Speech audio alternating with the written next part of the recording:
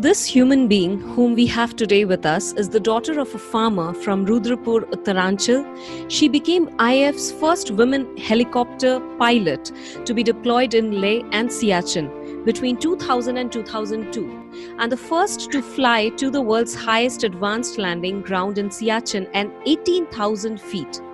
She received the Women Achiever of the Year award by Ministry of Women and Children Welfare in the year 2007. And she has also been featured in the Limca Book of World Records along with her sister, being the first sister duo in the world to fly as a pilot and co-pilot. Now she's a speaker, a thought leader on leadership and women empowerment. And she's not just breaking myths and stereotypes, but inspiring people from all spheres of life and thus intensifying humanity to her best possible extent. So welcome, Namrita, to my show Intensify Humanity. I'm so glad to have you here today. Thank you so much, Som. The pleasure is all mine. It's so good to see you. Thank you so much. And your list of accomplishments and experience in life is quite long. So we'll definitely, listen to you in detail. So my first question to you is, Namrita, your accomplishments have been huge and you have set such a high standard for every woman out there. And my question to you is, you were one of the first women helicopter pilot of IAF, and I'm sure it's not an easy task. So what are the major challenges that you still remember that you face to reach that level? So when we joined, I'm talking about, it's almost 3 decades that I'm talking about, 30 years, almost 30 years back. And you can imagine during those days, and when we were planning to join, that point in time, doing something special for girls was not just unseen. I think it was unheard of. And there were no girls actually in the armed forces, and we were the first batches who had joined. So the challenges were many, because we were not just carrying the responsibility of proving ourselves professionally, because we knew that our successors or the decision to take women in the armed forces subsequently would depend how well we do and how well we succeed in accomplishing our tasks there. So that ladies, in fact, I was the first one when I got posted to the squadron. I was the only lady pilot, and there were 23 other officers who were all male. So I had to prove myself professionally at every point, because I was being judged. I was being watched so closely. My competence was being judged all the time, and I had to prove myself at each and every point. And apart from that, what the other challenges were, the infrastructure wasn't geared up. So I don't remember for how many years have I shared the male toilets and the main changing rooms. And then I was in an environment where sexist jokes and bad language were a norm. So I had to, at one point of time, become one of the boys without others feeling uncomfortable, because I was the only one. So for me, the challenge was that they had to accept me as one of them, as one of the team members, right? So to do that, I had to work hard all the time, and I could not afford to fail. So failure was not an option for me at all. In fact, I had to excel, not just do well. I had to excel professionally. So we were under scanner all the time, and so these were some of the few challenges that we faced. And although you just mentioned it a few lines, being a woman, I can imagine what kind of phase you might have gone through over the years. The points that you completely mentioned, sharing the common room, being one of them, sexist jokes and remarks and all these things. Yeah. Which brings me to the next question. Why do you think even now, today, there is so less women in this domain? I think that is a global phenomenon, isn't it? Because right. Even if you see corporates, we hardly see women in high leadership roles there. Right. So what do you think is the root cause of all these things? Like, what is the root cause might be? Yeah, so the root cause, I think there's a couple of factors. And what I am getting to understand is that we as women could be blaming the external biases that exist, the stereotypes and the environment and the mindset and so on and so forth. But my point that always remains when I speak to women is that do we as women understand the barriers that we have, right? We as women have, so that we can learn to circumvent around them and find a way around them. We do that? We as women, are we really ready to face our self doubts and our self limited beliefs and fears? Do we really dare to dream big enough and do whatever it takes to fulfill those dreams? We don't. And now we have to see why we don't do that. Because one of the biggest barriers with women, I think, which is the root cause of all the barriers, is fear. And a lot of women have all kinds of fears. They suffer from self doubts, they don't believe in themselves, they have fear of being judged all the time, they have fear of failing, they have fear of making wrong choices. And this holy trinity of fear of being a bad mother, a bad wife, a bad daughter stays with them all the time. And it's just pulling them down. So let's talk about the barriers that we women have instead of blaming the external environment or the mindset. That is my ideology. So, in short, would you say that if we say that women don't need empowerment, it's just the awareness level that needs to be raised and the consciousness that needs to be raised? Exactly. I think women, they need to understand what holds them back from unleashing their full potential. What holds them back from no, rightfully claiming what is theirs. What is holding them back? Is it just the mindset or the external environment? I think it's got to do more of what we women perceive ourselves. More is the onus lies on us. And we talk about empowerment. They definitely need to be empowered. We talk about the lower strata of society. Women are in a bad state. They need to be uplifted. They need to be empowered. But how about women who are professionally doing well? Why do they just get limited at a middle management level and do not rise high, most of them? Why? That is the question we need to, that is food for thought for everybody. Couldn't agree more, because it's been observed that more than as a simple woman thinking about herself, she thinks about everybody around her first. And then if there is some kind of energy left, she will think about herself, and all kinds of fear, all the fears you that mentioned, grips her and pulls her down and just grounds her over there. Exactly. And you cannot pour from an empty vessel. So if you're not loving yourself, how do you expect that you will give your 100% to everything around you? And the message I need to drive through all women is that it is possible for a woman to succeed in all spheres of life. They need not compromise on one to do well in the other. They need not make choices between professional life and personal life. They can do justice to both, provided they believe in their own potential, they believe in themselves. A beautifully you have portrayed that. So when you spoke about your challenges, I'm sure there might be many down phases during that time, but have you ever felt like you just give up everything and just going out from here with all the Never, pressure, everything? No, it never never. happened. So No, no, no. ho- There were times which were tough. I'm not saying I didn't have challenges. I had real hard challenges in my life, but I never gave up because for me, failure was never an option. Like I said, it so didn't exist for me. in that particular situation where most of the women might have thought, like, let's just give up and just go from here, it's too much for me.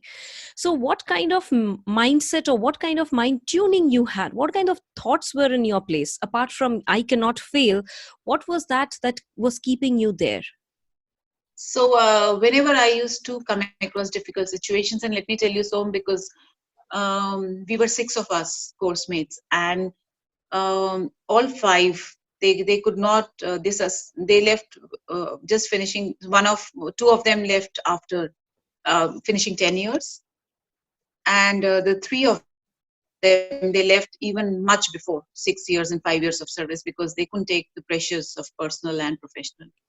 So one is that I thought I am lucky because I had a lot of support of my husband, my in-laws.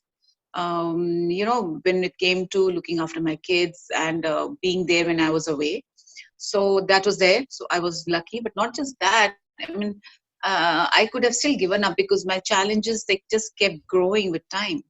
Because then once I was married, then I had kids and the challenges became different. And then I had to be professionally there and I had to do my job, and I was not ready to compromise on that front. So what kept me going was that whenever I come through a difficult situation, I know it is not permanent. It cannot stay there. And this shall also pass is what keeps me going. This too So shall pass. Wow. yeah, Beautiful. I'm sure people who might be listening this, at least in the difficult situation, they can also apply it. Even though people know it, but they forget in yeah, difficult and later on I situations. realized that every challenge that came my way had a opportunity hidden in it, which is very empowering when you look for that opportunity which is hidden behind every challenge. And rather than just getting thrown off track whenever life throws challenges at you, because every challenge makes you a better person. You learn Beautiful. lessons Yeah. overcoming them. So, talking about lessons that you were saying, what are the three major lessons you learned in this journey? So yes, the three major lessons I learned is that the biggest risk is in life is not taking any risk at all. The second lesson I learned is that you have no idea. Uh, you have no idea how brave you are till being brave is the only option left for you. And the third lesson that I just covered is that every challenge that comes your way has an opportunity hidden in it. So these are the three lessons that I learned during my journey. I never thought that you would say these points, because these are the exact few of the points that I mentioned in my book, because I experienced that in my life in some way or the other. You flew over the Siachen, right? And Yeah. it is one of the most beautiful places. So, can you share some experience of yours? Yeah, it's a beautiful place to fly. It is absolutely mesmerizing. The landscape is out of the world, and you are very lucky if you get to experience that.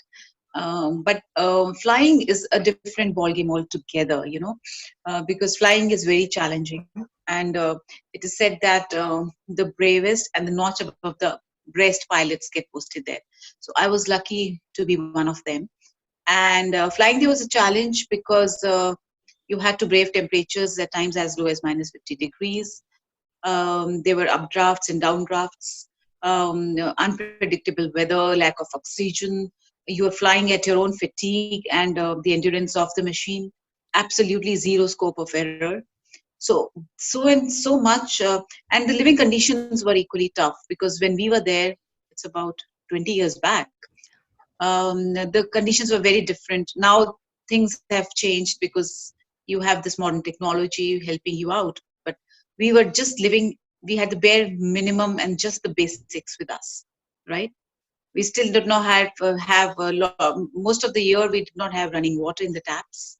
The maid would come, break open the ice, give us a bucket of water which we would heat and use that to keep ourselves warm. We used to use the local contraception. It was called the local jugaad called a bukhari. It was like a iron thing which used to run on kerosene.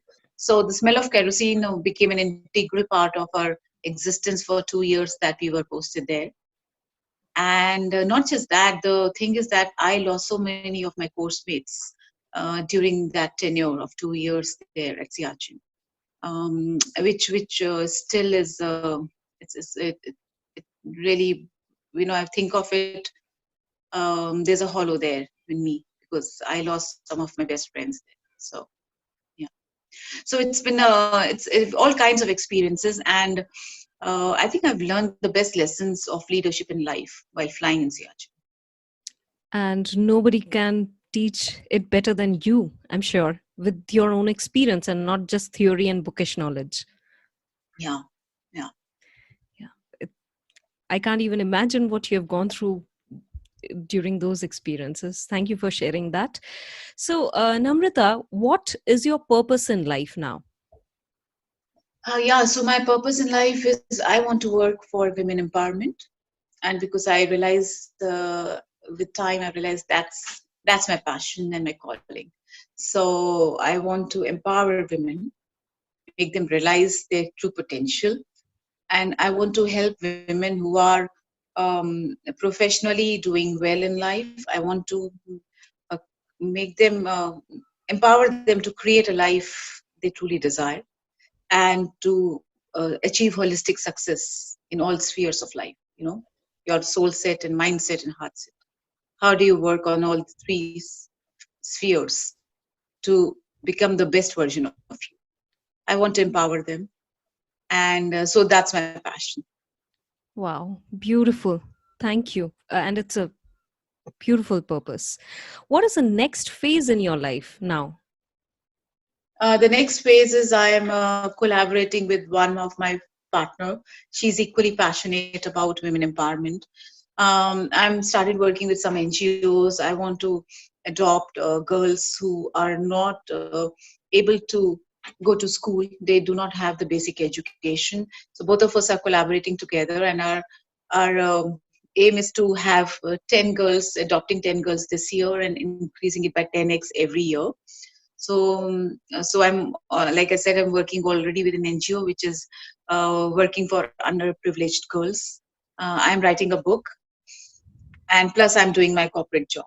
So all put together, I have my two beautiful kids. I look after, spend time with them, and so yeah, it's a mix of everything. Incredible. And all the best to you for everything that you're doing and your new initiatives. So, just like the thing that you mentioned, you are writing your book. So, what is the name of the book or what is it about? It's basically talking about how do you grow from your breakouts to your breakthroughs. How do you jump Breakouts from? to Breakthrough. Nice name. When is it coming out? So maybe another couple of months it should be published. Oh, wow. I would love to read your book. Thank you. And all the best for your book release. And I'm sure the name is so intriguing. I'm sure we'll learn a lot of things from that. Thank you. Hope so. Yeah. Of course. And so, what is the message you want to give to the young people out there, especially the women who are, want to do something, but they are just simply not doing because of the norms and everything? You need to do this, you need to do that at certain age. So, what is the message you want to give them? I just want to tell them to go full on. Just be there, play the game, and play it fully. Do not get pulled down by anything external or internal. And believe you me, most of the barriers are internal. The barriers that we build ourselves, the stories we keep telling ourselves. And most of them do not even exist. We just create it and we just live that story throughout our life. I create my own story, and that story pulls me down and live it throughout my life. I want to tell them to believe in themselves and just believe that everything and anything is possible. Like Tony Robbins says, the only thing which is impossible is what you've not tried, right?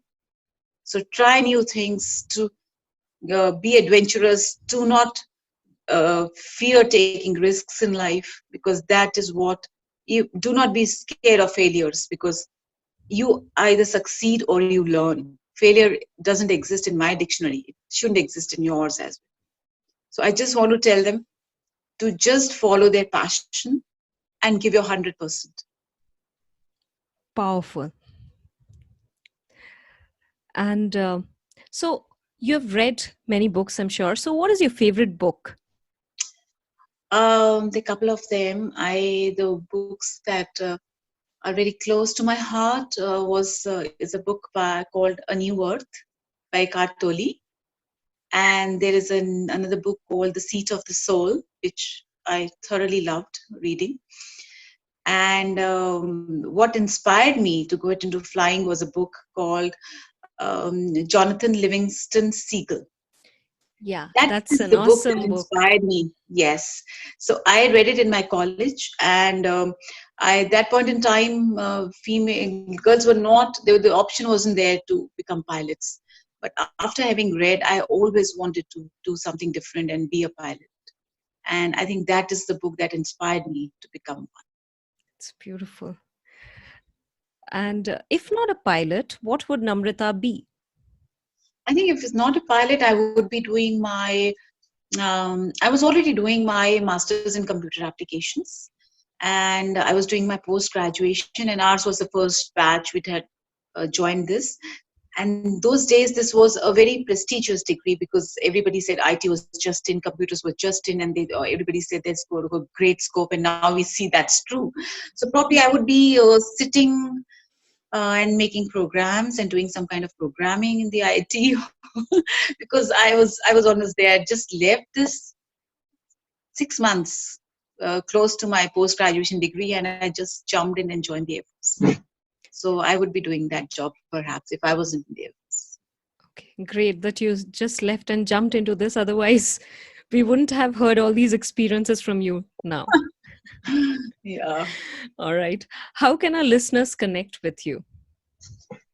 So they can connect with me on I have a YouTube channel by the name Namrita Chandi, and they can connect with me on LinkedIn and also on Facebook, and I'm also making my website very soon, which I would share with everybody. It's just in the process, so that's how. Yeah, so that's how you can connect. Instagram, yes, of course, Instagram, Facebook is there. So my name is. You can look for my name and just connect with me and leave a message. Right. Sure. Thank you so much, Namrita. And it was an absolute pleasure, honor to know you, to talk to you, and know your journey, basically, your experiences. Just any other common person will never have these kind of experiences that you have gone through. And you are a big example for all the women out there, all the girls who have big dreams but yet to do something in life. So thank you so much for joining in and sharing all these details and story with us. Thank And you so. all the best for your book and your upcoming ventures also. Thank you so much, Som. It's been a pleasure talking to you and seeing you after such a long time. And hope we stay connected. Right. Thank you so much, Namrita. Thank you. All the best to you. Thank you. Bye bye. Bye.